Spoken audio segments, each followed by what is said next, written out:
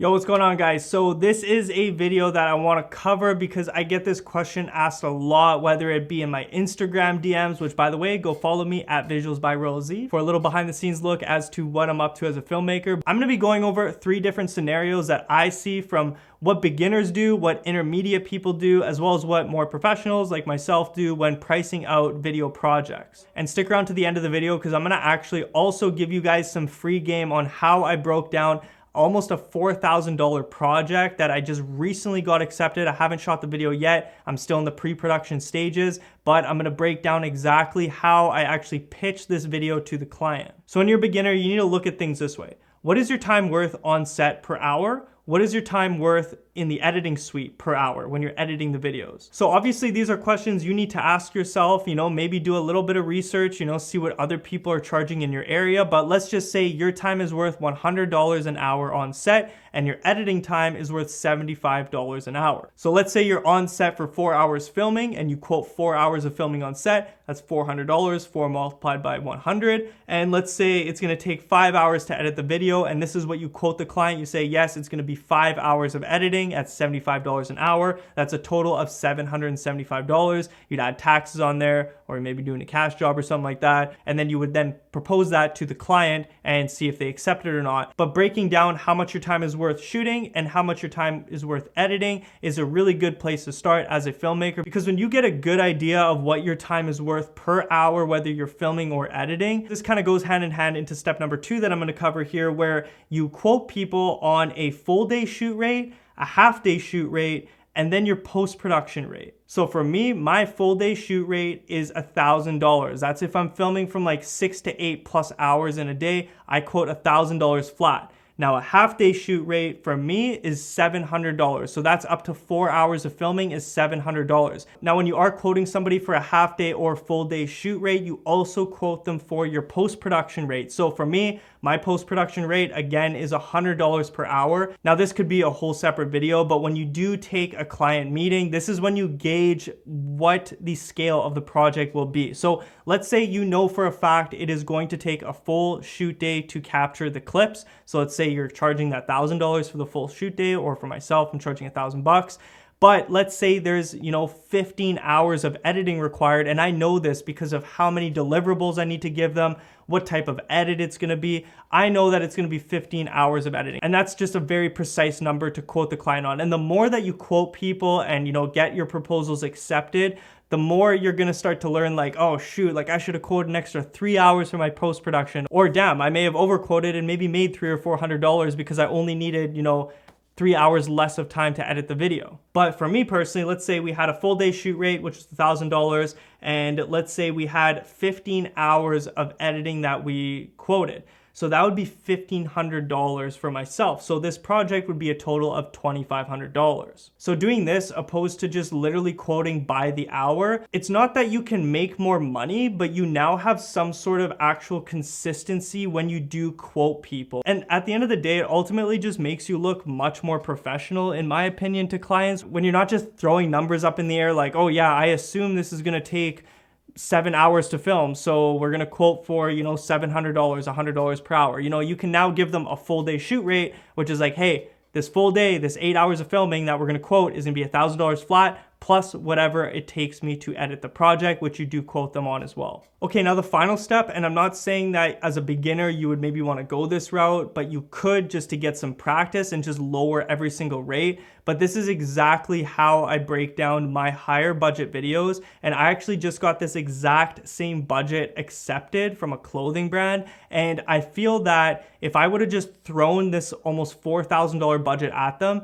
but not actually explained where the budget was going, they probably wouldn't have accepted it. They would just look at a $4,000 price tag and go, well, what am I getting for that? Like a brand video and some social media cuts? What is the actual pricing breakdown? Like, where is every dollar being allocated to? And that's how you ultimately get past like those $1,500 to $2,000 shoots, or upwards of 10 to 20K shoots, which I have done in the past and been a part of. So I'm breaking this down here for you guys. And this is where proposal writing, you actually have to put a lot of time and effort into this, but there could be bigger rewards. And even if your numbers aren't maybe as big as the numbers I'm about to throw out in this proposal that I had accepted. Who's to say that you don't do this and just scale everything by 50% or change these numbers to what your current rates are? So starting with production management. So my production management rate is $50 per hour. So this includes client communication and management, file upload / delivery time, and the hours allocated are going to be 2 hours at $50 an hour, is a total amount of $100. So right there, I'm literally charging for my time that I'm emailing, that I'm on the phone with the client, as well as my file delivery and my uploading times. And then I go to the next one, which is pre-production.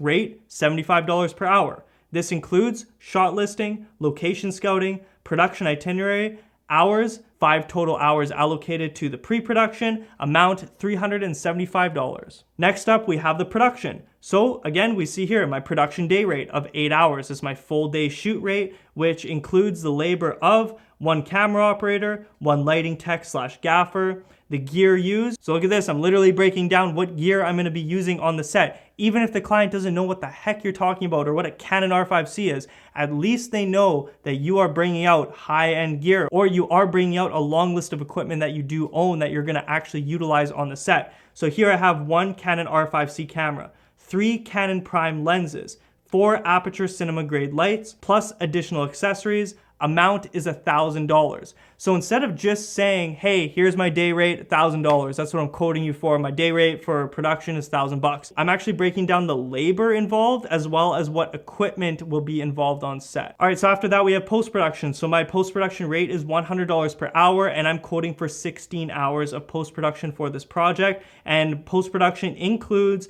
import / export times, editing, color correction, color grading, trending / non-copyright music, total amount of $1,600 for post-production. Now for this video specifically, we are gonna have paid talent on set. So I quoted a talent rate of $150 per talent, and I'm gonna be hiring 3 paid actors for this shoot at the amount of $450 at $150 per paid talent. So originally they did have a budget of around $3,500 to $4,000. Realistically, if I had a higher budget like $5,000 for a project like this, I would probably actually add an extra $75 per paid talent. And what this does is it covers the time that it takes for you to start reaching out to modeling agencies or asking friends or even hiring freelance models. This just covers your ass for all the allocated time that it takes to actually find the models. So you're not actually just, using all of your model budget to just hire the models. You're actually getting paid like pre-production hours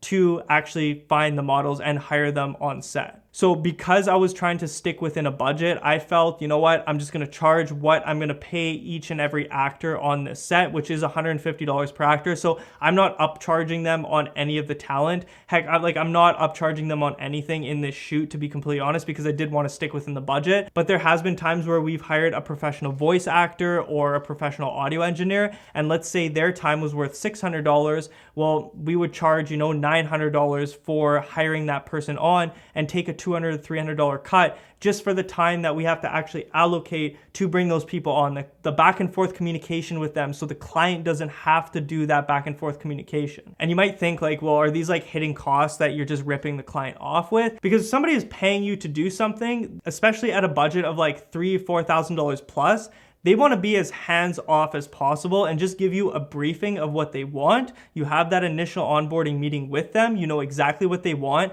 And now it's your time to execute on the product and do whatever you need to do to make that client's vision come to life. And at the end of the day, whether it's for talent, for a paid voice actor, you should be charging a little extra or upcharging for finding and outsourcing those services. Because like at the end of the day, are you going to message the client and be like, hey, by the way, we need you to find an audio engineer, or we need you to find a professional voice actor and go through all the scripts and everything with the voice actor and get it recorded and sent back to me? Like, they're not going to want to do that. They don't even know where to start with that. So at that point, it is necessary and it is okay to be upcharging just slightly for your time to be outsourcing these different things. So went off on a little bit of a tangent there, but underneath talent, I have deliverables, and I have one 45 to 60 second brand video in landscape format and vertical format. And then I have 6 vertical social media videos. So those are all the deliverables that I'm gonna be giving to the client. Those are the final videos. Now, something that I will note is, when I do deliver these videos, if I have enough footage to pump out an extra 2 social media cuts to give them 8 social media cuts, I will go ahead and do that, even if it does cost me an extra 2 or 3 hours of editing time. This is such a good way to over deliver on your products. So after that, I have the subtotal amount, which is $3,525. Underneath, I have GST, which is a tax at 5%, which is $176.25. Under that, I have PST, which is another tax, 6% at $211.50, with a grand total underneath of $3,912.75. So that's pretty much it, guys. Those are the 3 ways that you can price your videos. And if you're a videographer that might be a beginner and you just don't feel super comfortable doing it the very last way that I just broke down my whole budget, because that is pretty intricate and isn't very beginner friendly, but you will get there eventually. And let's say you are an intermediate videographer looking to make more money, or maybe you are struggling to just make more money. You know that your quality is good, but you just can't get those clients to pull the trigger on your budgets. You know, your $3,000 or $4,000, even $5,000 budgets. Literally just go over the last formula that I went over in this video, because when you actually break everything down, like I mentioned earlier in the video, it's just so much easier for a client to be like, you know, it's a light bulb moment, like, oh, so that's where this $375 went. It's going to the pre-production, or this $200 is going into the client management fees. Like when you break everything down, much easier for somebody to pull the trigger and be like, okay, this video is actually worth the money. But I mean, if you're trying to pitch people on a $3,000, $4,000, $5,000 video and literally just giving them a $5,000 price point, how on earth do you think anybody is actually going to accept that budget? Maybe if your reputation and your quality is literally so damn good that people just pay you whatever and just, you know, throw money at you, like awesome, that's great, good for you. But most of the time, especially when it comes to corporate gigs, you're not gonna get the client if you're not actually breaking everything down step by step for them. Because at the end of the day, you know, if you're getting hired to do video, chances are that client knows absolutely nothing about video, or how the pricing structure works, or even how the whole process of shooting a commercial or any type of video actually works. So when you can actually list everything out and make it very damn clear to the client saying, hey, this is where every single dollar of the budget is going to, there is a much higher success rate on actually locking in that client. This is a video that I've been wanting to make for quite some time, because I feel that people are seriously just throwing budgets out there to people. You know, they'll get a corporate gig in and just assume the client has a lot of money. Maybe it's a big corporation or something, and they'll throw a really outrageous price at the client. And you know, a lot of people won't get those jobs just because they're not actually breaking things down for the client to see where every single dollar is going into. So at the end of the day, I hope this video helps you guys. It's a very real video, and I'm truly making this video because I actually care about you guys, you know, charging what you're worth, and obviously just getting more higher budget work so you can turn this into a full-time career or make a more comfortable living as a freelance videographer. Now, I will say, if you made it this far into the video and you do not subscribe to the channel, make sure you do so, because I drop a lot of filmmaking related gems on this channel, whether it's business tips or technical side of filmmaking stuff. Make sure you subscribe to the channel, turn the bell notifications on so you don't miss a video. And for everybody that does subscribe, I appreciate your guys' support as always. And before you leave, make sure you drop a comment down below. I do respond to every single one of my comments. I appreciate the support that I have on YouTube so damn much. And with all that being said, guys, thank you everybody for watching. We'll catch you in the next video. Peace.